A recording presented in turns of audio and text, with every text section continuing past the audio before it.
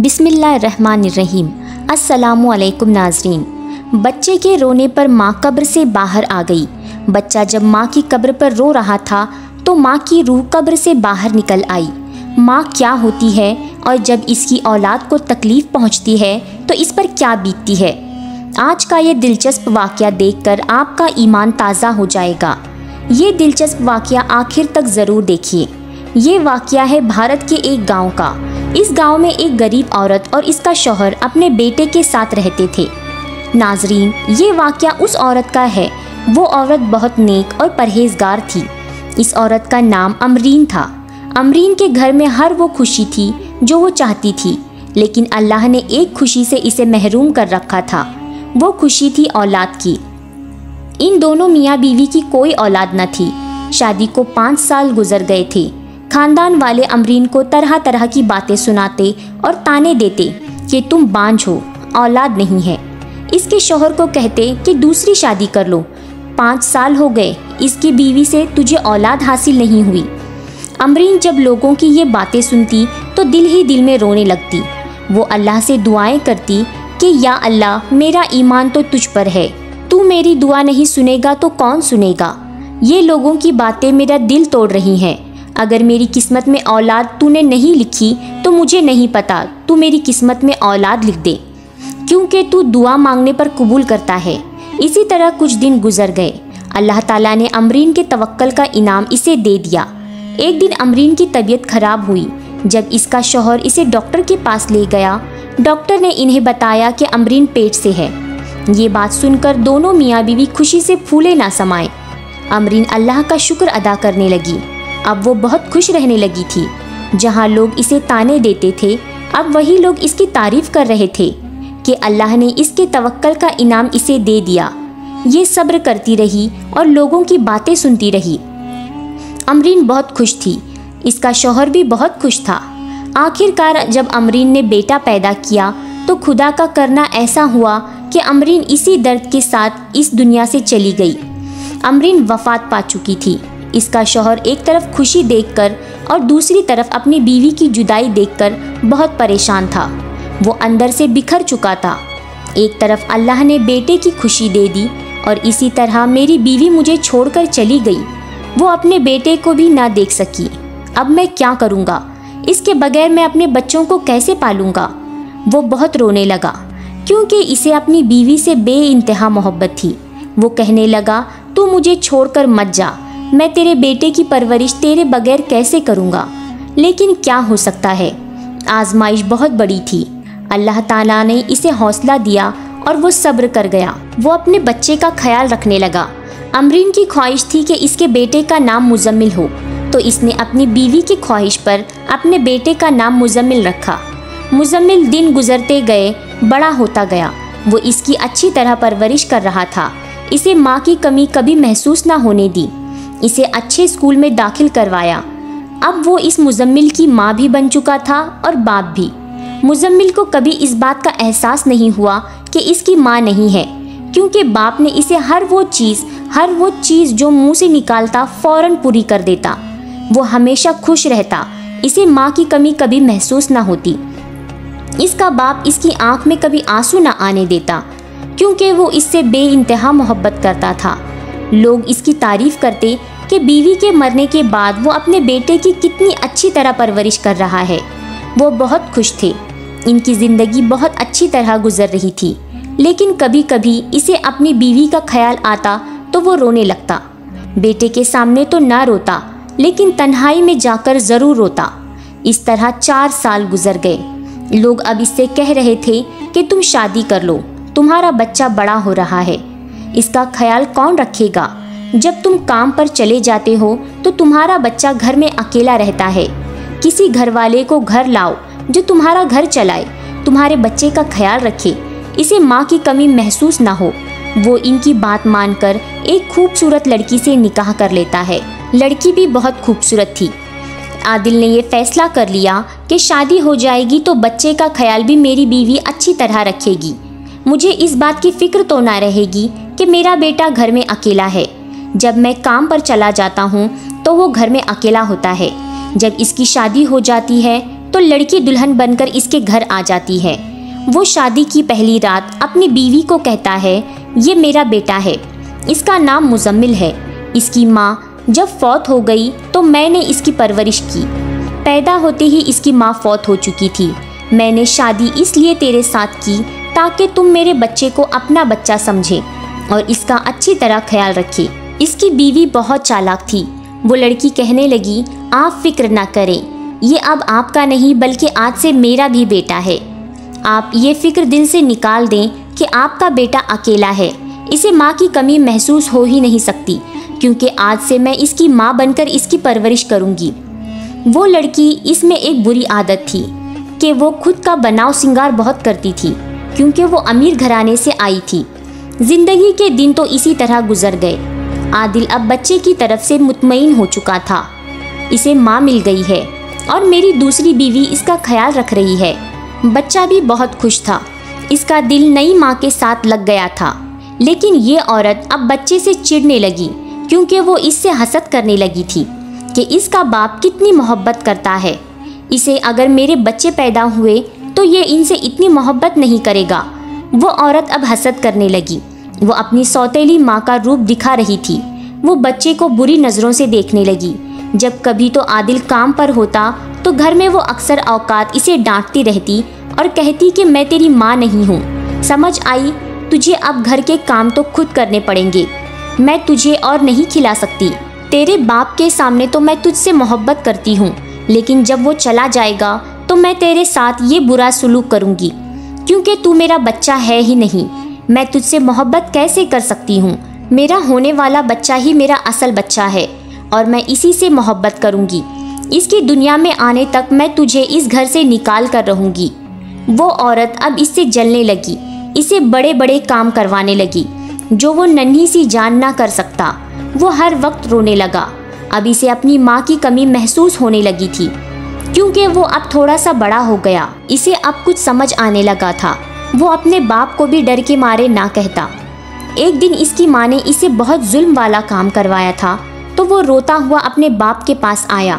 अब्बा, सौतेली माँ मुझ पर बहुत जुल्म करती है, भारी भारी काम करवाती है, मुझे मारती रहती है।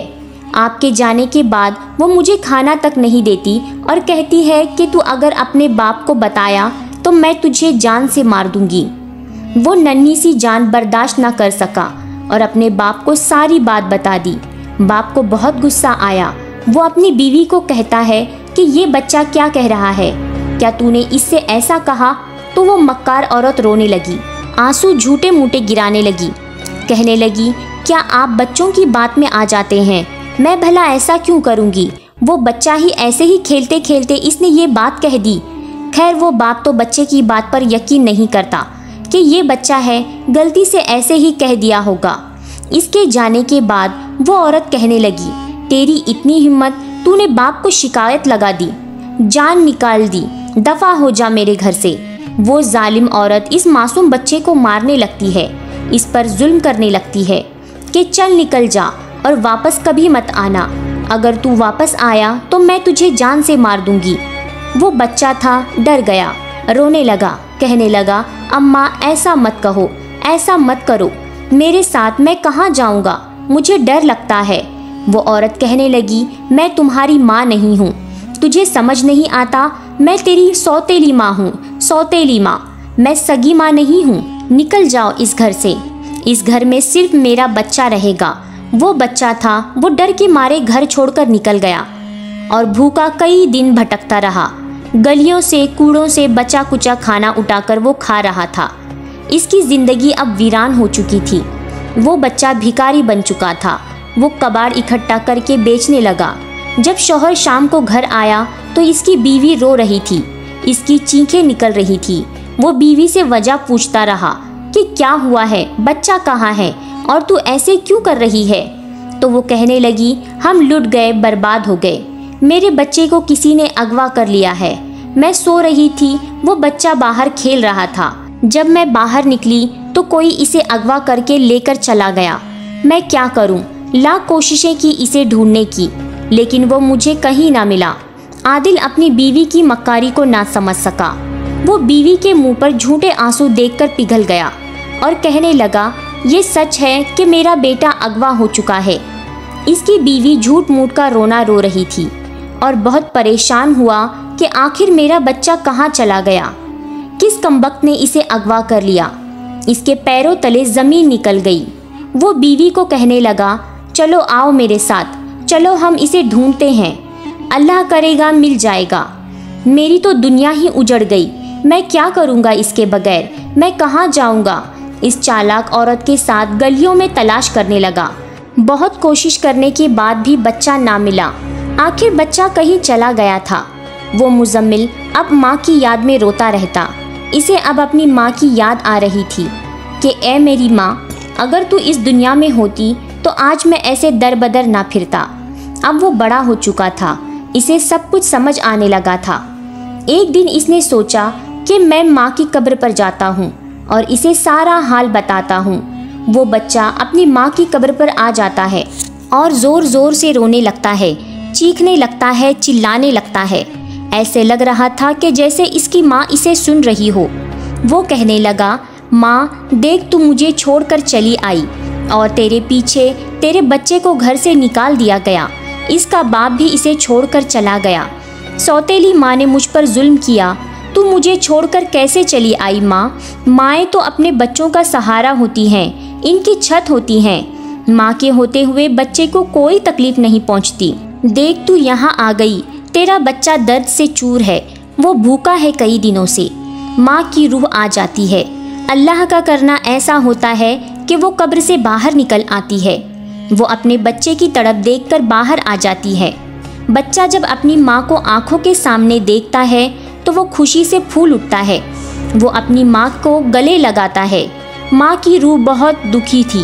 वो अपने बच्चे का दुख महसूस कर रही थी और अल्लाह के हुक्म से वो इसके बिल्कुल सामने हाजिर हो चुकी थी। बच्चा माँ के गले लगकर लिपट लिपट कर रो रहा था। इसे अपने दिल का दर्द बता रहा था कि मेरे बाप ने दूसरी शादी कर ली है। मेरी सौतेली माँ ने मुझे मार मार कर घर से बाहर निकाल दिया है। माँ, अब मैं वापस नहीं जाऊँगा, मैं तेरे पास ही रहूँगा। वो बच्चा अपनी माँ को सारा वाक़या बताता है। इसकी माँ रोने लगती है। माँ तो माँ होती है, चाहे माँ इस दुनिया में रहे या नहीं। इसकी रूह बच्चे के दर्द को महसूस करती है। इस तरह अमरीन ने भी अपने बच्चे के दर्द को महसूस किया और अल्लाह के हुक्म से वो अपने बच्चे के सामने हाजिर हो गई। उधर बाप अपने बेटे के दुख में बहुत गमज़दा हो गया। वो अपनी बीवी और बच्चे को याद करने लगा कि ए अमरीन, तू इस दुनिया से चली गई, सारी खुशियाँ ले गई। एक खुशी तूने बच्चा दिया था और वो भी चला गया। आखिर कहाँ चले गए हो तुम दोनों? वापस आ जाओ, मेरा दिल नहीं लग रहा। बीवी भी अब हैरान थी क्योंकि आदिल का दिल अब बुझ गया था। वो समझ चुकी थी कि ये बच्चे से मोहब्बत करता था और मैंने बहुत गलत किया। वो कहने लगी, आप इस तरह उदास ना हो, हमारा नया बच्चा इस दुनिया में आने वाला है। लेकिन किसी भी बात का आदिल पर कोई फ़र्क नहीं पड़ा। इसे कोई खुशी महसूस नहीं हुई। वो हर वक्त अब रोता रहता। इसने काम पर भी जाना छोड़ दिया। वो हर वक्त अपने बच्चे और बीवी की याद में रोता रहता। एक दिन वो कब्रिस्तान अपनी बीवी की कब्र पर गया तो वो ये मंजर देखकर कांप गया क्योंकि इसकी बीवी और इसका बच्चा कब्र पर बैठकर खाना खा रहे हैं। इसकी बीवी इबादत में मसरूफ़ है। ये सारा मंजर वो अपनी आंखों से देखता है। इसे पहली दफ़ा तो ऐसा लगा कि वो ख्वाब देख रहा हो, लेकिन ये ख्वाब नहीं बल्कि हकीकत था। ये मंजर देखकर इसकी आंखों से आंसू निकल पड़े। हौसला रखकर वो इनके पास गया तो रूह थी, वो गायब हो गई, लेकिन बच्चा जाहिर था। वो कहने लगा, अब्बा तू मेरा अब्बा नहीं है, तू चला जा यहाँ से। मैं अपनी माँ के साथ रह रहा हूँ। तेरी दूसरी बीवी ने मुझे घर से निकाल दिया। सौतेली माँ ने मुझ पर बहुत जुल्म किया। इसने झूठ बोला होगा तुझसे, लेकिन मैं तो कब से अपनी माँ के पास हूँ। मेरी माँ मुझे रोज़ खाना देती है, मेरा अच्छी तरह ख्याल रखती है। वो माँ मेरे साथ अच्छी नहीं थी। बच्चा सारी बात बताता है। बच्चे की दुख भरी बातें सुनकर आदिल के दिल पर तीर की तरह लग जाती हैं। इसे यकीन नहीं आ रहा था कि वो मक्कार औरत इतनी चालबाज और जालिम निकलेगी। इसकी असलियत मेरे सामने आ जाएगी, ये सोचकर इसे और ज़्यादा गुस्सा आया।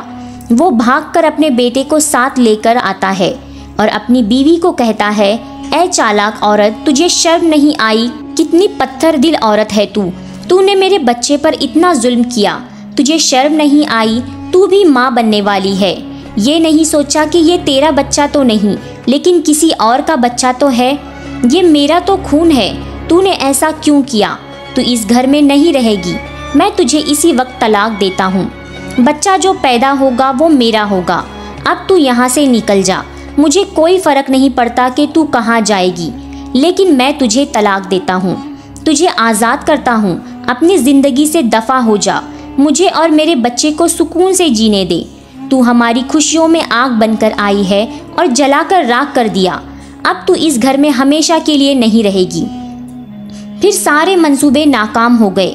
अल्लाह ने तेरी असलियत मेरे सामने लाकर रख दी और ऐसे मौजज़े किए कि मैं तुझे ज़िंदगी में कभी भी इस घर में ना रखूं।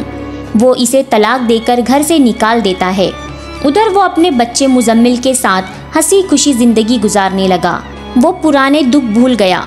इसका बच्चा भी अब ज़िंदगी की नई खुशियों में चला गया। जी नाजरीन, माँ तो माँ होती है। अगर माँ जिंदा है तो अपने बच्चे पर कभी आँच नहीं आने देती। अगर वो इस दुनिया से चली गई है तो दुनिया में इसके बच्चे पर जुल्म हो रहा है, वो तकलीफ़ में है, तो माँ की रूह ये सारा मंजर महसूस करती है और वो महसूस करती है कि इसका बच्चा तकलीफ़ में है। इसीलिए तो अल्लाह ताला ने माँ के कदमों तले जन्नत रखी है। इतना बड़ा मकाम माँ को हासिल है। नाजरीन, उम्मीद करते हैं कि आज का ये वाक़या आपको ज़रूर अच्छा लगा होगा। वो लोग खुशकिस्मत हैं जिनके घर में माँ का साया कायम है। माँ जिस घर में होती है वो घर हरा भरा होता है, और जिस घर से माँ रुखसत हो जाती है वो घर वीरान हो जाता है। उस घर से रौनकें ख़त्म हो जाती हैं, क्योंकि सारी रौनकें माँ के दम से होती हैं। अल्लाह ताला हम सब की माँओं को लंबी उम्र अता करे और माँ का साया हमारे सरों पर कायम रखे और तमाम लोगों को वालिदैन की नाफरमानी करने से बचाए।